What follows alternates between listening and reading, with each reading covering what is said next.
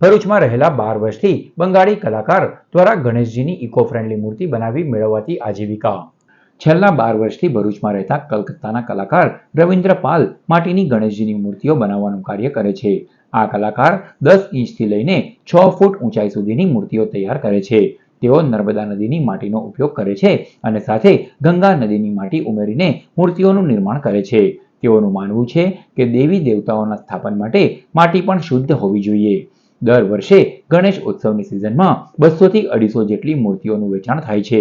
ઘણા ગણેશ મંડળો પોતાની પસંદગીની અને ડિઝાઇનની મૂર્તિઓ ખાસ ઓર્ડરથી પણ તૈયાર કરાવે છે, જ્યારે અનેક ભક્તો તૈયાર મૂર્તિઓ ખરીદે છે.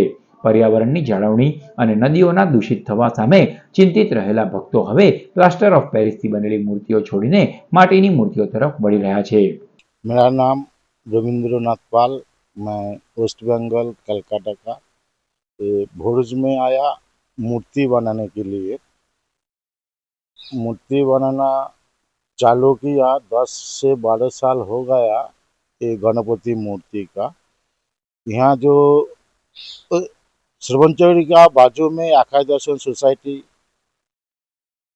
48 प्लॉट नंबर में ये गणपति मूर्ति बनेगा।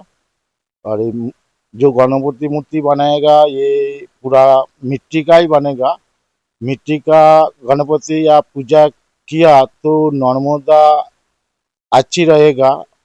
ये मिट्टी नर्मदा का ही है और शुद्धता के लिए थोड़ा गंगा का मिट्टी इसका साथ मिलाया, इसलिए नर्मदा का विसर्जन करेगा तो अच्छी रहेगा।